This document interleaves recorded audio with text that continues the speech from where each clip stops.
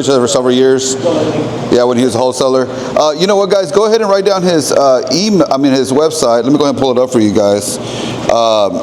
This is a website that you do want to have on hand, maybe on your favorites list. It gives you a lot of tools. I'm not going to go over it right now. I'm going to let him cover that later. But this is a website you need to go ahead and write down and save it to your what's called the favorites. Yeah. So go ahead and do that now, guys. And like I said, he'll go over it a little bit later after we go over some information about wholesaling. Okay. Everybody got it? Okay. Everybody has a pen and everything, right? Okay. All right. So let's go over the documentation first. Okay. Wholesaling is not something you might get like right off the bat, but then it's going to start making sense. The more you look into it, it's going to start making more sense, right? So what is wholesaling to begin with? Wholesaling, it gives you the option to purchase the rights. So let me rephrase that. Let me go back. Let's just say, is it recording? Yeah. Okay. We're going to clip that. Go over here. All right. So what is wholesaling, guys? Wholesaling basically is buying wholesale properties at a discount rate, right? And it gives you the rights to assign that contract to another party, okay, for an assignment fee. Now, I know we all pretty much do the traditional real estate. You represent your client. In wholesaling, you're not representing pretty much anybody, okay? You're not representing the seller. You're not representing the investor, okay? What your main focus is to find the right property for your right investor, right, at the right numbers, okay?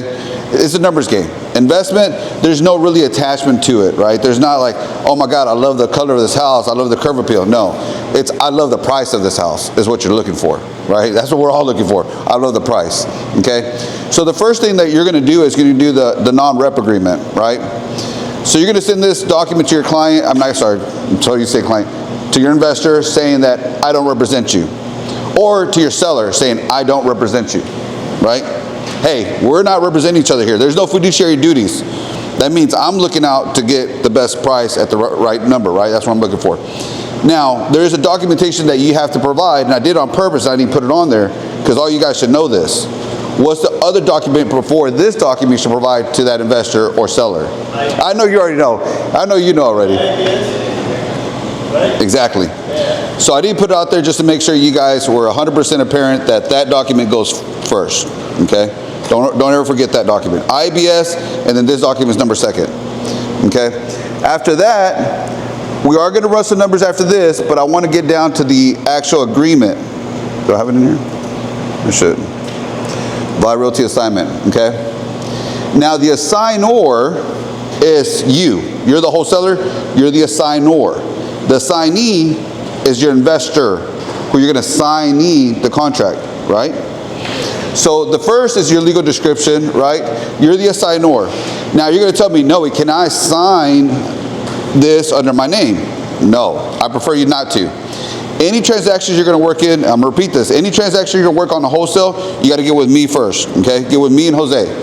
Because these wholesale deals can get tricky, how to assign it, all that. We're going to work out the numbers and all that. But we've got to make sure you do a couple first, and after that you can go on your own, okay? The assignor will be you, or it will be us, vice versa. But it's going to go into an LLC, right, for protection purposes. The assignee is your investor, legal description, now your assignment fee. Who can tell me what the assignment fee is? Isaac, you should know this one. Negotiable, exactly. So one thing about wholesaling is that there is no flat 3%, oh, not anymore. There's no 3%, there's no 6%, there's no 4%, there's no 5%. Everything is negotiable, okay? That's the beautiful thing about wholesaling. There's no 3%, 2%, none of that. It can be 5,000, it can be 2,000, it can be 20,000, okay? So that's your assignment fee. Your closing date, right? That's another one. What is your closing date? Your closing date, you want to have that longer, I'm sorry, my bad. You want to have that sooner than your option period, okay? I'm going to explain that here in a second. So when you make an offer on a house, are you going to make that with this agreement? No. You're going to make it, what is Ricardo? 1-to-4 family contract. Does everybody know what the 1-to-4 family contract is? Yeah. Does everybody know that there's an option period on that 1-to-4? Yes. Right? There is an option period of 1-to-4. So let me ask you a question. If you're buying this house, wouldn't it be advisable or a good idea to say, hey, I'm gonna buy this house, but when I'm assigning it to my investor, I want to do it under my option period. Why is that? So you can get out of execution and find that buyer. Exactly, David, exactly. Why do you want to find your investor and close on the house during your option period? Is because you don't have to risk your earnest money, and you could get out of it with only a few $100. Does that make sense? So if I have a 10-day option period, I want to sign this agreement to my investor. How many days? Maybe 8, 9. So let's get out of the whole 30 days and 40 days, concept, because wholesaling is a week. You can close these. Hello. You can close these deals in a week, right? You can close these deals in what, 2 or 3 days if you have the right title company, guys. Believe it or not, you can close these deals in 2 or 3 days, right? Right title company, all the documentation. You can close these deals.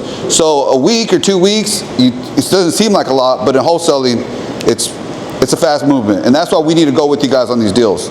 All right, the second thing is going to be, so after you do a week as far as the option period, right, and the closing date, you want to make sure you close within that date.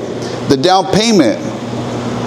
So the closing date would be the date that the option ends, or no? So I'm sorry, yeah, so let's just say the closing date is negotiable, right? So let's just say, hey Joe, man, my investor wants to buy this deal. Can you get this deal closed in 7 days? Yes. But my option period is going to be 14 days with the seller, okay? So you don't necessarily have to close before, but you want to have a buyer locked in because their earnest money is going to be covering your earnest. Yeah. So you want to have them locked in within an option period, but you don't necessarily have to close it within Yeah, you want to have a buyer within your option period, okay? The way it works again is I'm the buyer technically, right? I'm going to close it with this seller directly. I'm going to tell the seller I'm going to close it in 30 days or 20 days. My option period is in 10 days.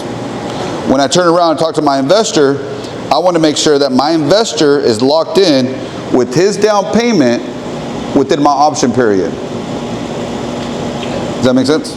It's always very easy to bring a seller's closing date forward, than pushing it back. So it's always good to give yourself a little cushion, and then it's just a benefit to the homeowner to say, hey, we can actually get this closed quicker. We're going to move the closing So forward. it sounds even better. Yeah, so does everybody, guys, if you don't know, please let me know. I mean, we have plenty of time for questions. We have plenty of time to go over anything.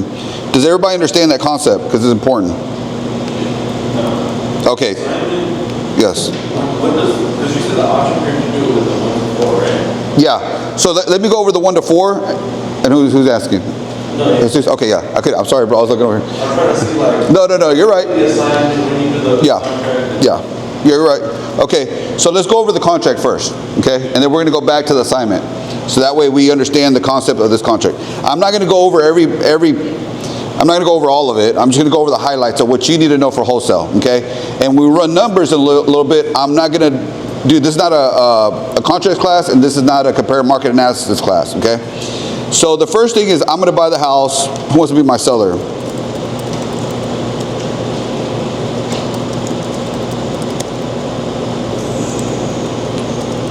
That's the seller. Oh, shit, my bad. Thank you, Joe. John Smith. No, I'm going to put somebody better.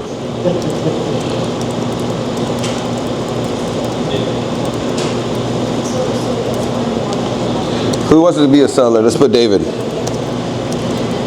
All right, David's my seller. Okay, so when I first write this contract, guys, right, I got to go look up the owner's name. Where will we find the owner's name? HCAD. Realist, right? I know HCAD is old school. HCAD was before Realist, okay? So yeah, you'll go to Realist and find the owner's information. The second thing you're going to do is when you make this offer is you're going to put and or assigns. This is very, very key. You as a listing agent, if you ever get a contract that says and or assigns, what does that mean? The wholesaler is trying to make an offer on your listing, okay? This is the powerful word right here. And or assigns. You may see it spelled out. You also may just see the and sign, okay? This is, oh shoot. You also may see it this way. Either one is fine. And this is legal. This gives you the option to assign this contract to somebody else. So as a wholesaler, you don't put a sign, does that mean that you can't sign it? Not necessarily. I mean, once you put that, you're good to go to sign this contract. Yeah. There's also double closes, which we might talk about later, but we don't need to go over that right now. All right. So the next thing we're going to do is obviously it's a cash price or hard money with Joe, right? The next thing is going to be our option period. What's up? Question. Yeah. When you're using hard money, how do you fill it out? As cash? No, so they made a change on the third-party finance addendum, which that's something we'll cover here in a second. Back before they made these changes on the contracts, yes, we would say it's cash. And then listing agents would argue is it cash or not. But great question. You fill that out. If it's hard money, you're going to fill it out on the third-party finance addendum, which we'll cover here in a second. Okay? So option period, like I explained, let's just say $100, right? Let's say 14 days. Earnest money, say 1,000. Don't forget your cents, right? So $1,000 earnest money, $100 for 14 days option period. Okay? What does that give me a right to do? With two things that I have. I have the and/or assigns. That means I can assign this contract to anybody I want. And I have 14 days to back out for how much money? $100. So in 14 days, I have to lock in my buyer. That's a lot of time. That's a lot of time, right? My closing date, what I want with David the seller, is going to be 30 days, wherever it's at. Is everybody on the same page with that? Yes. Everybody good with this? Go ahead. So, when you do this contract with the seller, and you're like promoting it to other buyers, and they try to hit up the seller in a different way, can they try to take that from you, or they just have to? That's a great question. That's a great question. So there is an agreement that you can get signed that they can't go around you and talk to the seller directly. And also the wholesale industry is pretty tight, right? Kind of everybody knows everybody in the wholesale industry. Oh, not everybody, but it is, yeah, people know each other, right? So you don't want to burn bridges ever. You never want to do that. And we always talk to our investors ahead of time to say, hey, you know what? This is what you can't do. This is what you can do. So and then if they try to do that, we will probably find out, and we will just never work with them again. They'll never have a deal from us again. And yeah, so they'll definitely get burned for that, yeah. I think whenever you go show the property, if it was to be occupied, you tell your buyer, like you do not talk to them, just like regular houses. Exactly. You're exactly right, yeah. So you would go there, I would be there, you would be there, and we're going to talk to the investors. Before they even walk in, we're going to know who they are, we're going to get their information, we're going to make sure they're a serious investor, and we'll go over all those details with them, right? Now, to answer Isaac's question, which was a great question, as far as do you put it as cash? If it's a hard money, yes. No, we used to do that, but not anymore. Now they changed the contracts on the third-party finance addendum, okay? So now it's going to be a different type of finance, which is going to be other, all right? And this is where you're going to fill that out. Does the buyer waive the rights to terminate the contract under paragraph 2B, right? That's just saying if they're going to get they need to get qualified or not, right? Sometimes as a hard money, they say, hey, Joe may say, hey, no, you don't need approval. You're already approved. So that means that I can't terminate based on my finance. Does that make sense? That's saying, hey, if I terminate, it can only be because of my option period, not because of my finance. And then if I do need approval, I'm like, hey, Joe, how many days can you give me? No, you're already approved, or you're not approved, or you get 10 days, whatever the case is. Okay? And that goes there. So to answer Isaac's question, that's that section there. Any questions over that? No? All right. Can you fill out the information? You want me to fill it out? Yeah, I'm sorry, I didn't go through something about dates. Huh? Okay, so right there the first one, the loan. Yeah, so finance, let me see, a loan type described in The problem is, if you're structuring this as a wholesale deal, this finance this might not be applicable to your buyer's finance, right? And you're assigning this deal. Yeah. So by filling all this in is making the assumption that you're purchasing it using that finance. Yes. So no, we would fill it out if we're the buyers, right? So we were going to fill this out. Your direct buyer may have something totally different. I mean, your end buyer, not your end buyer may have something totally different. Yeah. But for now, just know that if we're making an offer on a property to the seller, we're going to fill it out if we're using hard money, right? Because look, let me explain one thing that's very important to everybody here before we keep going. You're licensed, okay? So you still hold some responsibility, some ethics, some integrity that you have to disclose. Now, Joe's 100% right. There are some wholesalers that are not licensed. They're not held to those regulations that we are. So let's not get it mixed up here. We still have to disclose. We can't be cutting corners and being like, oh, hey, let's say it's cash, but it's really hard money. No, we're going to say it's hard money to the seller, okay? Because who does Trek protect? The consumer, right? And who are we regulated under? Trek. So let's not say, hey, it's cash when it's not, okay? Okay, so let me get it here. First, we fill out the contract, put the NOR assigns, but this third-party finance is going to be only for the actually investor that we're going to resell to? Yeah, so the way it works, right, because you missed the first part of it. So yeah, it's okay. No, you're fine, no worries. So look, we are the buyers. Someone probably shouldn't hit that. We are the buyers, right? We're the investor to the seller at first, right? We're the buyers. So in order for us to buy that property, because the property's in what? Bad condition. So it's not going to qualify for FHA. It's not going to qualify for conventional or VA or USDA. It's going to qualify for cash or hard money. That's it. It's the only way you can buy this house. So we're telling the seller, hey, we're going to buy your house and we're going to buy it cash or hard money. That's the only way we can buy it. There's no other way around it, right? Or Bitcoin probably later, but that's about it. So when we make this offer on the house, we're going to disclose on here and or assigns. And this right here is what gives us the option to assign this contract to my buyer, Isaac, to my buyer, right? Isaac, you're my investor now. So Isaac's my investor, right? I'm buying it for David the seller. I'm going to say, hey, David, I'm going to close it in 30 days. I'm going to have 14-day option period. And I'm going to give you $100 for option and $1,000 earnest money. David, do you accept? Yes. You sure? Yes. All right. Hey, man, by the way, during those 14 days, I need to bring my contractors and my partners that I work with to go view the property. Is that cool with you? Okay. All right, man. So I think we're going to probably go there Thursday from 2 to 4. Does that work? Yes, that works. Okay, cool. Hey, buyer, guess what? 2 to 4, you can see the property. Can you see it from 2 to 4 on Thursday? All right, cool. Hey, by the way, I can't have you talking to the seller. I need you to sign this agreement. You're going to only talk to me. You can't negotiate price. You can't talk to the seller. You can't ask them about conditions. You can't ask them about repairs. All that has to be funneled through me. Is that okay with you?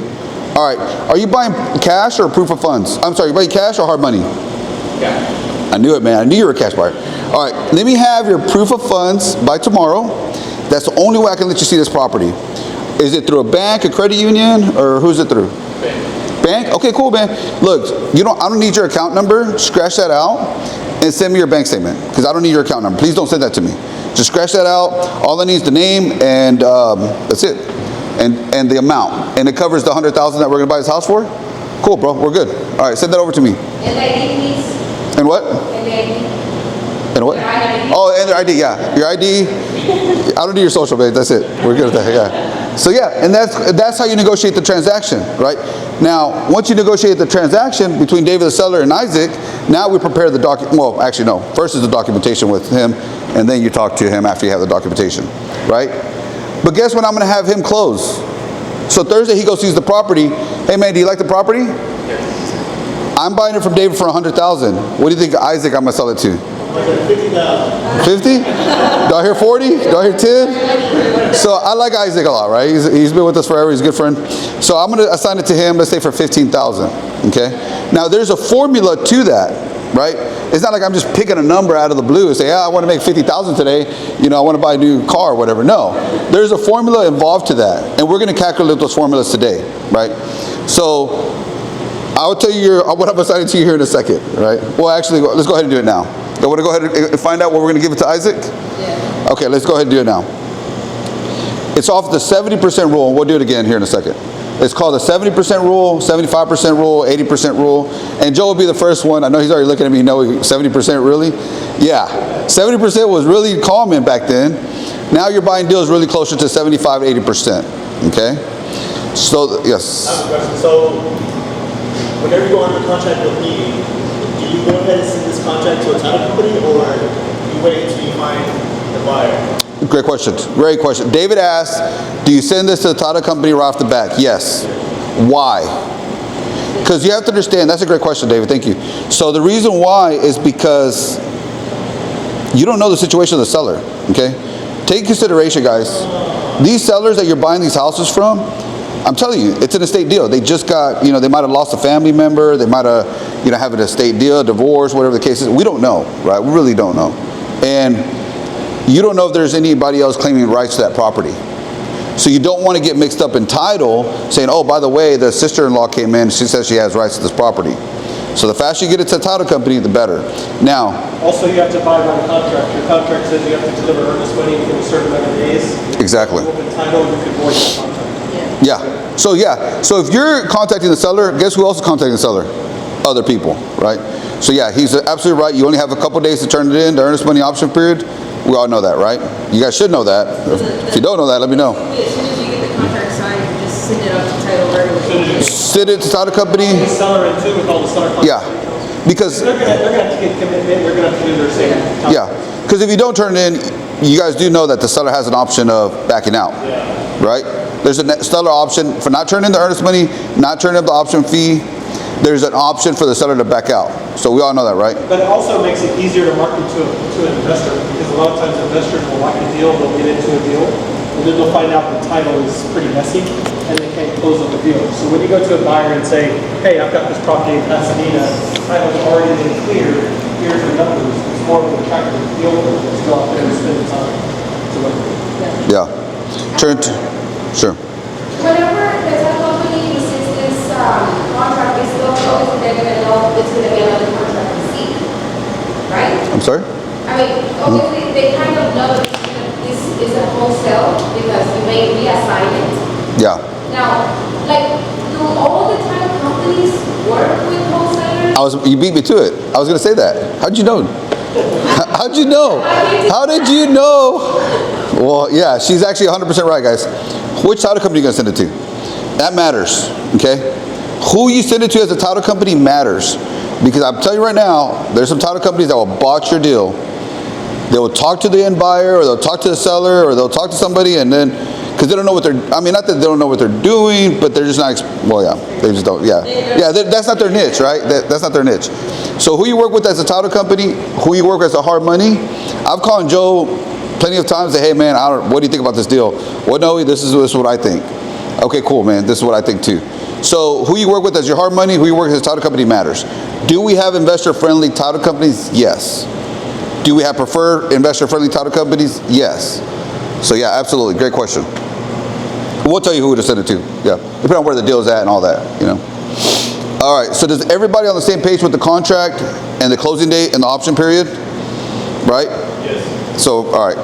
So let's go back to the assignment, guys. We're gonna finish that up. I gotta assign it to my Isaac because he's buying this deal. Isaac sent me the proof of funds, all right? He sent me the proof of funds and he's gonna go look at it Thursday. I'm gonna assign it to him. Now, who remembers the earnest money and option fee? 100,000, right? Guess what else I'm gonna tell Isaac? Hey man, this is not earnest money. You're in the investor world now. Is this your first deal, Isaac? Yes or no? Okay, this is my third deal, second deal, first deal. Okay, look, the way this works, Isaac, is not an earnest money. You're not getting this money back. Once you give it to me, you're not gonna get it back, okay? The only way you'll get it back is if my title is not clean. If my title's not clean, then I'll give you back this deposit or down payment. How much I want to charge Isaac? 3,000? No, we don't charge 100 or 500, no. Oh, no, he has to have skin in the game, because once he gives me that deposit, he's buying that deal. I don't care. I mean, you're going to lose. Typically, guys, it's $2,500 to $5,000. So don't be surprised if you see down payments or deposits that's $5,000. Why do we call it a deposit or a down payment? Because he's not getting that back. It's not an earnest money. Does that make sense? The down payment is what he's going to get to tie the property as an assignee. Yeah. So I'm going to charge him $3,000. So I would type in right here $3,000, and now he knows that if he backs out, I'm keeping that $3,000. Now let's just say that the seller says, hey, he can't buy it. I'm invested $1,100, right? How much do I have from him? Yes. So I make the difference. So are we in a win-win situation pretty much? Yes. Is that our end goal? No. We want to assign the property.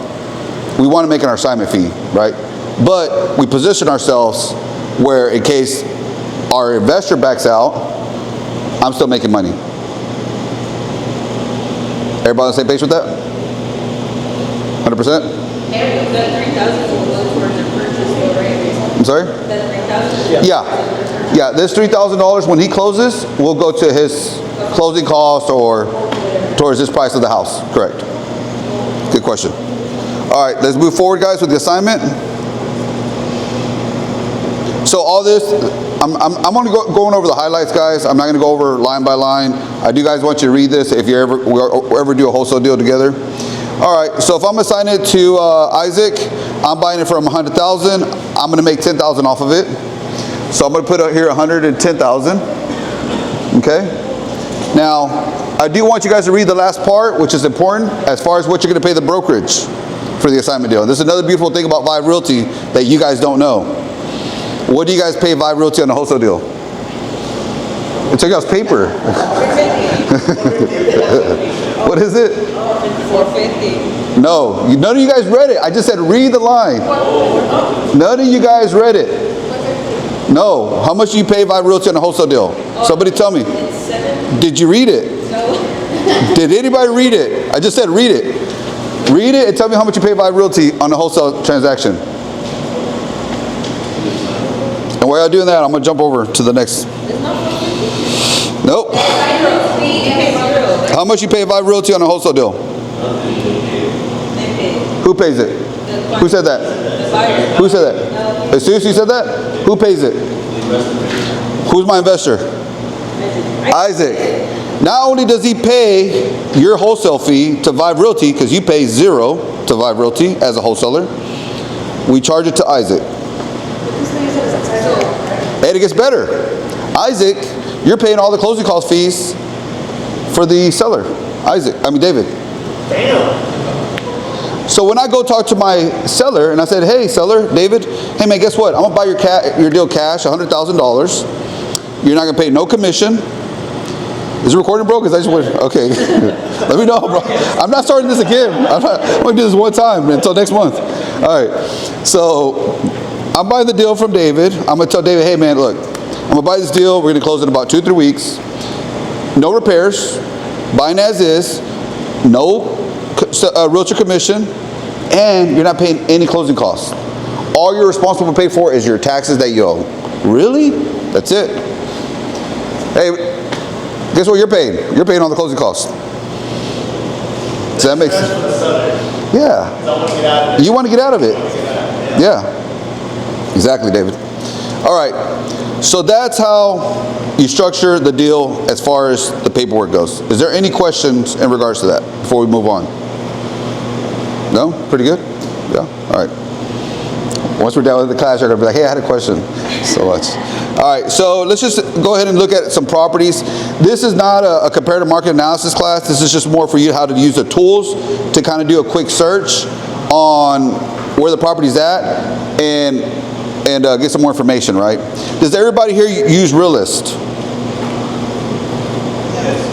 Is that yes? Does everybody know what Realist is? No? All right. I'm going to say no. Okay. So we're going to look up this property real quick. We're going to use Realist.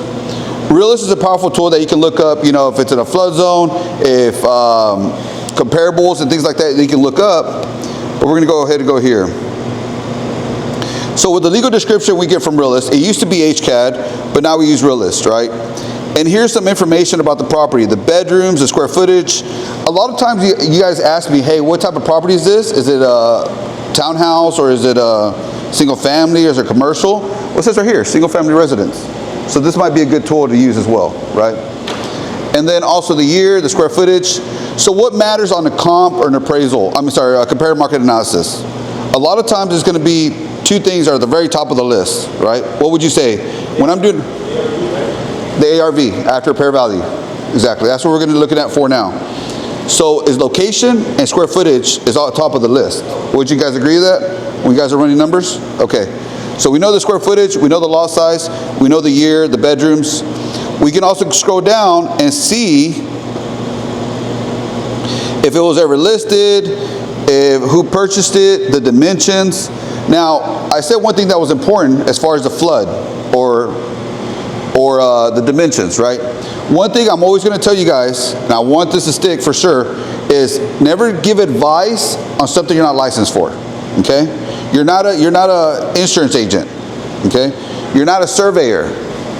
So always try to direct them to insurance. Hey, it's in a flood zone. Let me connect you with my insurance agent. She or he will tell you if it is or not.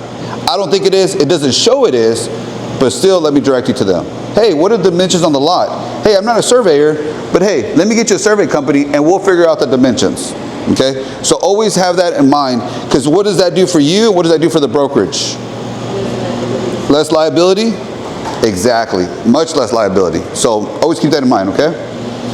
All right. So we know the square footage. I usually just highlight this, make it a quick. We're just gonna do a quick one today, guys. We're not gonna, like I said, there's not a CMA class. Go here.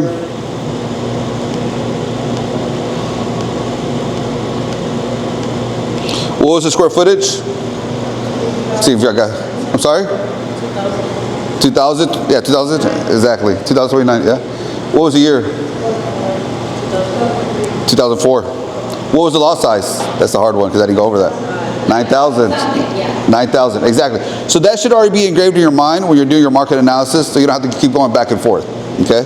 So there's 44 properties here that meet a match. I'm gonna go ahead and narrow that down. What do we say? Location is important, and what else? Square footage.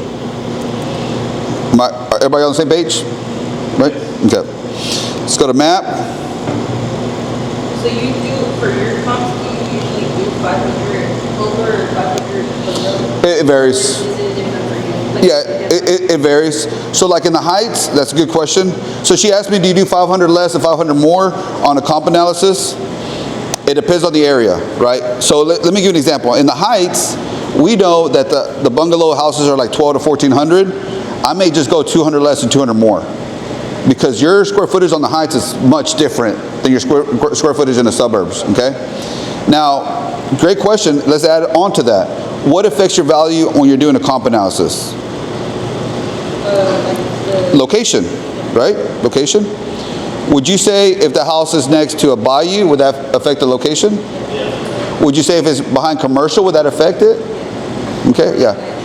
Or by a funeral, or by what's it called? A cemetery? Yeah, I'm not buying there. So, yeah, so keep that in mind, and we're going to keep going, all right? So, here, you typically don't want to be crossing big streets or big freeways or anything like that, right? So let's go to results. Actually, let's narrow this down a little bit more. What did we say the year was? 2000. Okay, so let's just say 2000 to 2010. You don't put the beds or like anything like that? Not right now. Yeah, this is just a quick analysis. But for you, what do you do? Well, you narrow it down, right? You start, yeah, so first I start off with square footage. If I get 44, I start going down and down, right? So you can do lot size, you can do square footage, you can do all that. But you start off with square footage first, and then depending on where you're at, I would do year, beds, and bathrooms are big too, right? A lot of times you don't need to do everything, you're just narrowing it down, you're just reducing. Yeah.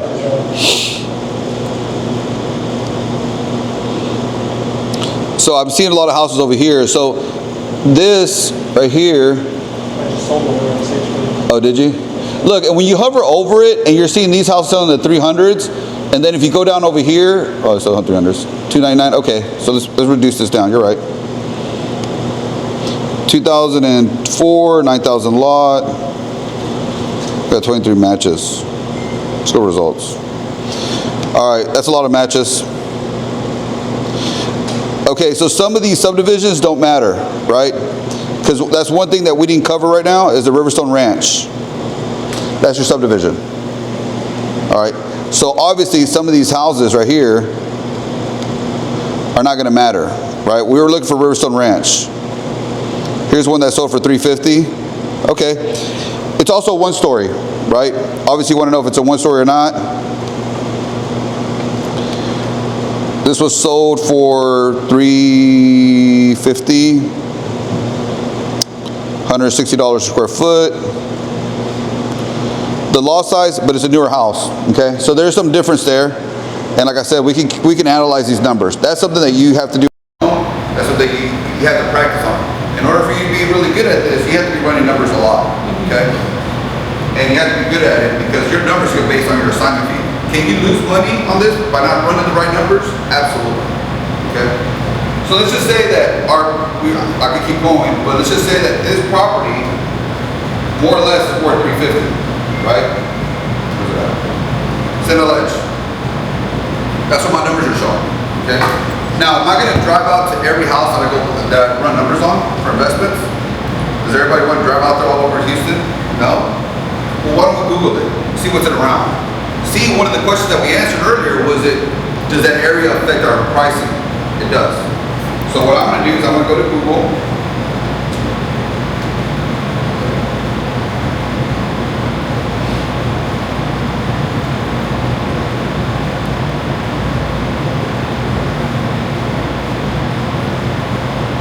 There it is. There's Scarlet. So this is the house, right? We go to Google. I'm gonna look around. Obviously, right here, we notice what? Water. Right? So can that affect my value as well? Right? Maybe that deal that you're looking at, you don't even know, it's probably worth another $20,000, $30,000 just because it's next to the water. But it also be reduced if it's next to volume or next to commercial. So take that in consideration, right? So let's just add another $30,000 to this deal, right? So this house is worth $380,000. I know we didn't run the numbers all the way, but just take that in consideration. So we're gonna make an offer to David. David's the seller. So let's go ahead and take our calculators, because now we're gonna do the 70, 75%, 80% rule, okay?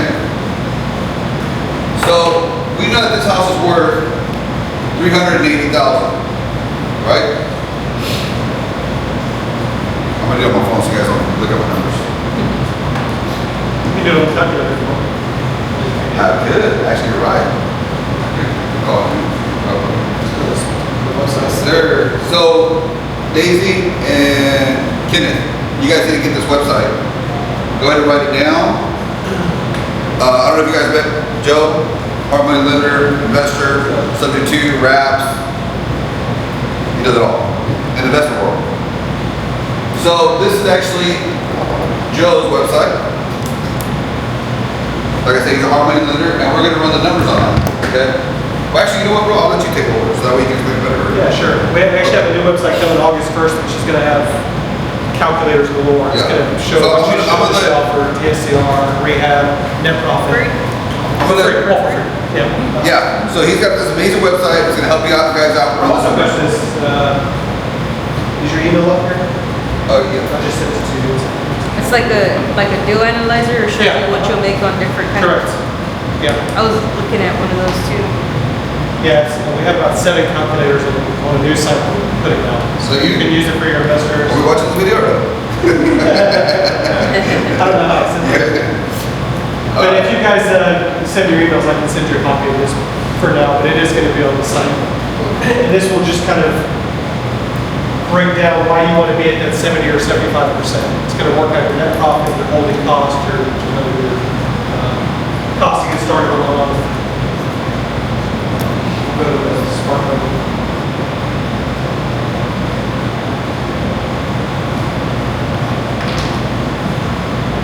So this is also here, it leverages raise it from 70 to 75%. So what are your numbers on this one? What's our ARV? Okay, so what's our ARV? ARV, guys, means after fair value. Remember, when we're looking at these houses, they're obviously distressed. This is after the investor picks it up and fixes it up. Okay, what's our ARV after fair value? So we said 380, right? Yes. Okay. What's your rehab? All right, so I go look at the house, right? Going through the pictures is a good way if it's on the market or if it's ever been on the market. Why did I tell you guys to go to Realist? Because if you scroll down, you can also see the history. Always check to see if the property was ever listed on the market or was on the market recently. Okay, 5 years, 10 years doesn't really matter, but I'm talking about within a year or two. Look at the conditions, and if not, go to the property. Obviously, you always need to go to the property. Take a look, David. I would say David needs about 50,000 of rehab. Let's make the numbers easy. 50,000? 50,000. So 380 is our resale ARV, 50,000 for our rehab. This is going to tell me how much I need to offer to David at the percentage goal. Remember, we're all talking about percentage. All right. Yeah, so I mean, first you want to calculate what your ideal offer would be. We'll see how much of a difference it makes. So if you had 380,000, you're just going to times that by 0.7, and then you're going to reduce it by 50,000.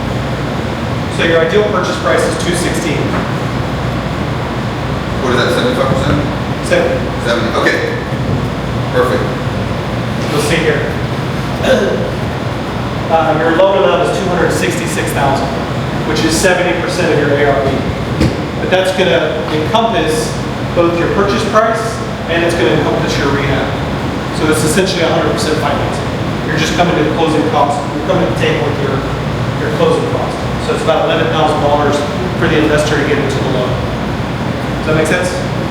But if you, let's say your lender was only doing a 70% loan and you overpaid for the property, let's say you paid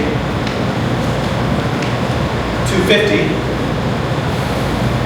Well, if you have a look, the loan amount stays the same because the leverage is still 70% of this number. So it's still 266, but what happens above that last number, everything else is going to come out of your pocket.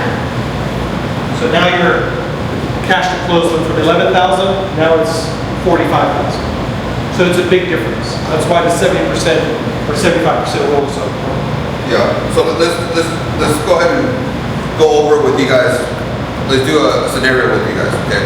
Everybody, take out the calculator. I want you guys to do this with me.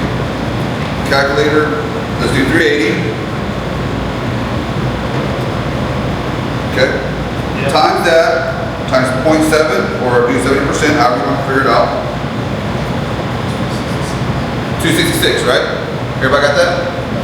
What is our rehab? 50. Subtract 50 from 266. I'm sorry. Okay. What does everybody get? 216? What did y'all get? 216. 216. Okay. So 216 is our max that we can buy this property for to make money as a wholesaler. So what I want to know is how much I can buy from David. Man, how'd you know, bro? You took this class before, I know you. Well, that's assuming you're putting up 70%. Yeah, I know. That's number purposes. So I'm going to go to David and be like, hey, I can buy this house from you cash, 200,000. I'll close in 2 weeks. I'm buy as is, and you're not paying any closing costs. How does that sound? What you're gonna buy in 2 weeks, I'm gonna buy in 2 weeks. How much? 200,000. So 200,000 subtracted from 216 is my what? Wholesale fee. Assignment fee. Assignment fee. That's my assignment fee. Does that make sense now? Yes. No? Not at all? Or yes, or maybe, maybe not? Okay, I have a question for the loan. Sure. Part. So this house qualifies for the 100% finance. Yeah. Okay. Now, does that mean you can finance? I'm a little confused here. Okay. So like so I can borrow up to 380,000? No. So, hold on. Okay. So the 260,000 is your assignment fee, right? So when I make my offer to David, it's for 200,000 on the 1 to 4, right? When I turn around and do my end buyer Isaac, is for 216, right? Yes. Now whatever Isaac does to the property, that's on him. At that point, as a wholesaler, we're talking about us as wholesalers. We're done after he buys that property. So whatever he does to the property, it's on him with him and his contractors. And then when he puts it on the market, it's going to be after repair value or market. You know, it's going to be at 380. Now at 380, any traditional buyer can buy that property. Right. Yeah. And they can get conventional or FHA or VA, whatever type of loan he wants to get. Okay, still I don't Sure. understand. So I'll tell you the perspective as a lender. We always wanted the 70%. No, so that's, I'm sorry, good job. Yeah, go ahead. Does everybody understand that part? Yes. Okay, cool, all right. Yeah, So, sorry. okay, I am an investor. Yes, How much money are you gonna lend me on this property? 70%. So as a lender, what I'm always looking at is what's my risk. If I lend you $380,000, I have no equity there. I have no margin. So this is where you hear that 70% rule. Is my max loan is going to be 70% of what that property is going to be worth once it's fixed up. So if you look at 70% of 380, it's 266,000. So if this house appraises for 380, I'll loan you 266,000.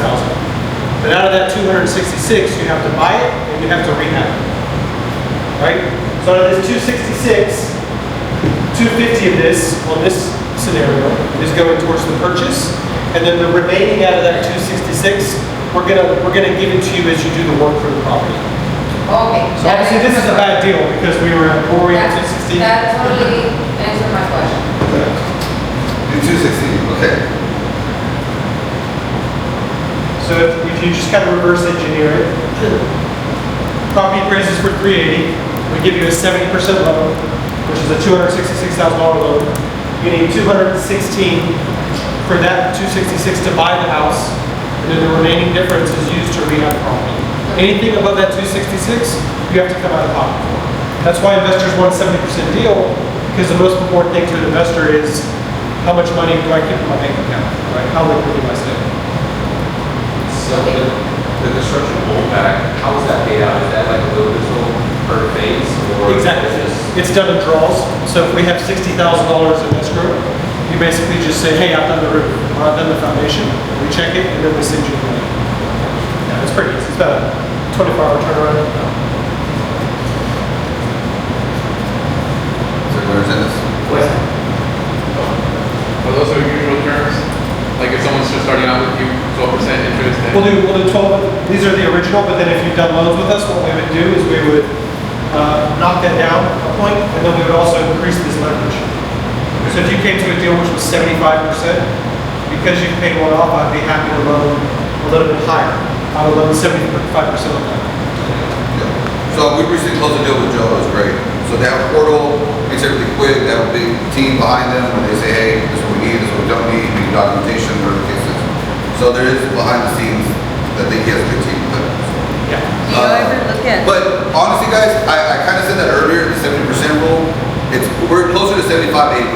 So let's go ahead and run the numbers one more time at the 75% rule, because that's more realistic. But I want you guys to know that 70% was more common, but you don't be surprised if you get the 75%. You want to pull up that flip calculator? I've lost it. When y'all look at comps for properties, when you're running your numbers, do you look at comps that are like a mile away, or like what's like the most, or what's your like limit where you're like, no, that's too far? Yeah, I mean, we'll start off with comps with, a quarter mile, half a mile out. We'll try to stay within 180 days. We'll look at flood zones, school zones, and then if we can't find that, we might expand it a little bit. But yeah, You try to stay. really when you look at comps and even appraisals, just what's your best guess and what's it's going to sell for once it's fixed up.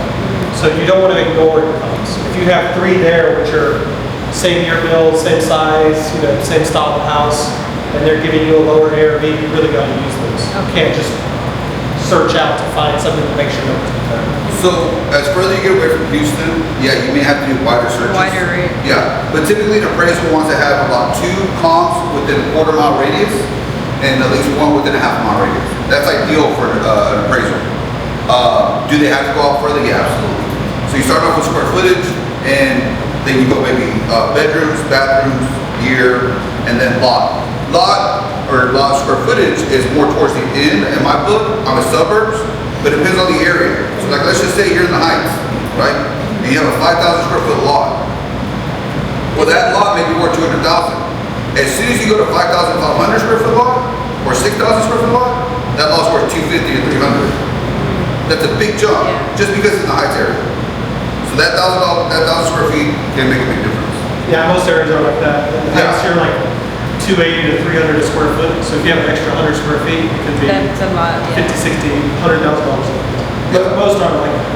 Yeah. And what you're doing is you're getting something called a subject to appraisal. It's different than the term subject to. It means subject to the work being done. So an appraiser who does these needs to know what they're doing. They need to be able to look at it like it was going to be fixed up.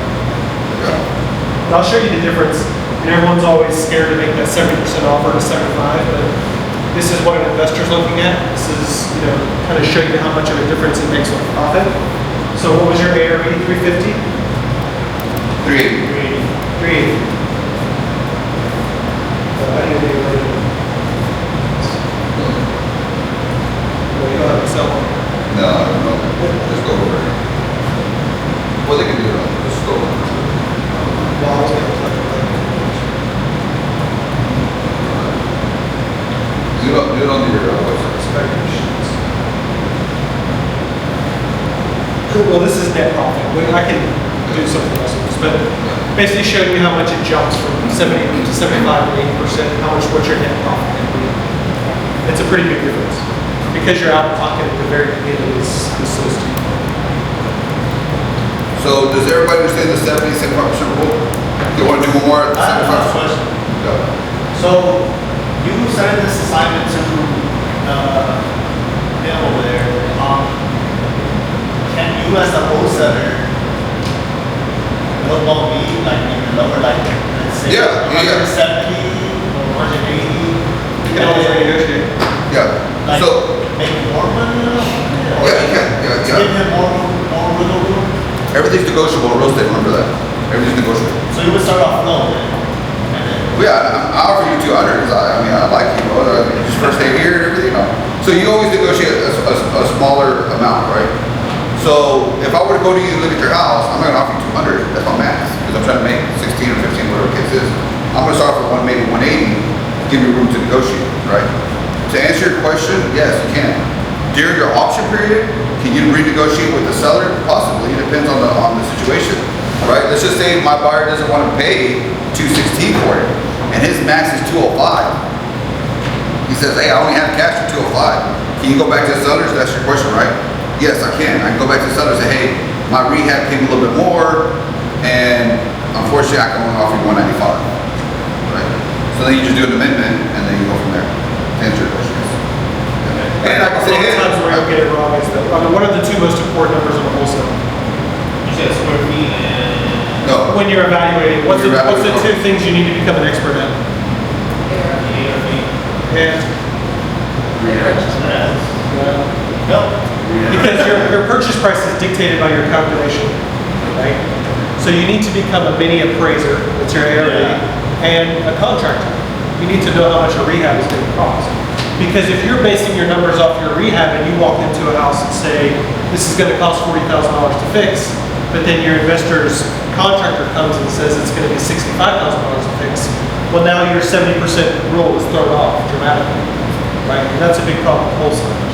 So those are the two numbers that you really need to get good, and then everything else becomes easy. If you know how to run comps and get an ARV, you know how to estimate a rehab, then everything else becomes easy. Do it yourself. I would get, if you have a house to look at to start with, I would get a contractor to come and get a couple bids on it, and then you're gonna learn that rehab sheet. Basically. Yeah. Definitely go with the contract first.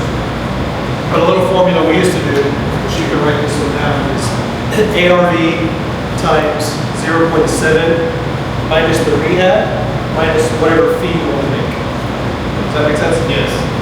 So that you're selling it at 74, 75%. Let's do it again. Okay, yeah. Let's do it again. No, let's just do it together. All right, let's run the numbers a couple times. All right, and then we're gonna wrap it up. I'm gonna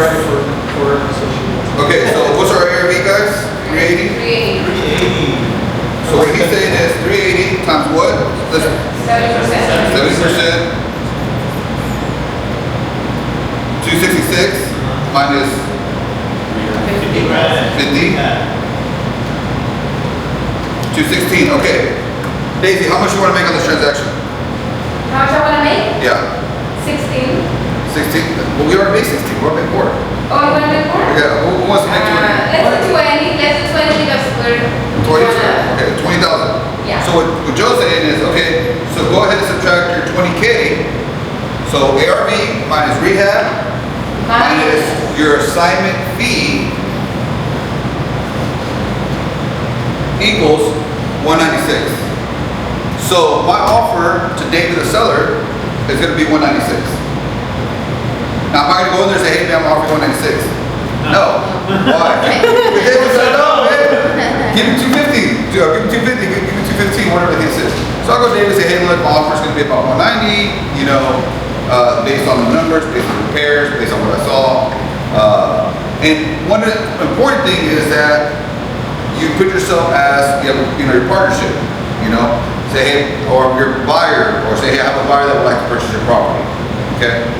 So when I go to David, I'm gonna tell David, hey, I have an investor that wants to buy your property. Are you buying it? I have an investor and I have partnerships. Does that make sense to everybody? Okay. So when I go to David, say, hey, I want to offer you 190 for your property. It's gonna be cash, no closing costs, close in 2 weeks. He accepts. Then I turn around and assign it to Isaac the buyer. Everybody got that? Yes. All right. Any questions, guys? I think we're gonna wrap it up. Any questions so far? I know it was a lot to consume, maybe on the first day of wholesaling, but those are this is basic one-on-one wholesaling. Okay. Does it get more in debt? Yes. Okay. Now, what happens? Let me wrap this up. Do you need to put and/or signs to close this transaction? Why not? Does everybody know why? No, you don't, and why not? Yeah, because they may figure out they're gonna resell it. Sorry. Yeah. I guess- That's it. It's the Because disclosure. I guess it creates, So remember we said that this gives you the power to assign a deal. Do you technically have to use that to buy this property is the question. No. Because you can do what's called a double close. When I assign this deal to Isaac, I don't have to double close. What does double close mean? That means twice the title fees, twice everything, right? So if it's like $5,000 or $10,000, I'm gonna go ahead and assign it to him. I'm gonna tell you guys one important thing. Because you're an investor, that doesn't mean you have a leverage, okay? You, the wholesaler, has the leverage. Let me tell you why. It's a lot harder to find these deals than it is to find investors. Everybody's an investor, okay? If I tell you I have a deal on the heights right now for $250,000, it's worth $500, you're gonna tell me you can't find an investor? You'll find that investor one way or another, right? Everybody's an investor. But wholesalers, there's not that many. And to find deals, even less. Am I not right about that? Yeah. Hundreds are right, right? Hundreds are right. If you have a deal, it'll sell. If you have a deal, it'll sell. I promise you. So don't get caught up as, oh, he's an investor. That's cool. That's great. I mean, there's a lot of investors. Get more as where the deals are at. Does that make sense? So, Because if you have a deal, you're going to sell that deal. to go back to double closing, like, what do you mean double closing? Exactly. Yeah. And I'm jumping into that. I'm going right into that right now. Yeah. So if it's $5,000 or $10,000, I'm going to assign it to him. Now, if it's $20,000 or $16,000, I'm going to double close on it. What does that mean? That means I'm actually going to close on the property the same day, the same week. I'm going to close that property that same day, or not. I'm going to close it with Isaac's going to buy it from me. That's called a double close. Okay. Title companies know how to structure this if they're investor friendly. All right. So what that means is that when I go to David, I'm going to close on it. I'm going to sign the documentation. On the back end, the very next few hours, it's going to close in fund. In the few hours, Isaac's going to buy the deal. Does that make sense? It's called a double close. Same title company, double the fees, title policy, all that good stuff. Double the title policy, everything's still the same. Some of the title companies, if they're very investor friendly, they'll cut you a discount. Yeah, you'll get some lower Or title costs. policy or the escrow fees. Yeah. Everybody, Yes. right on time, we just got done.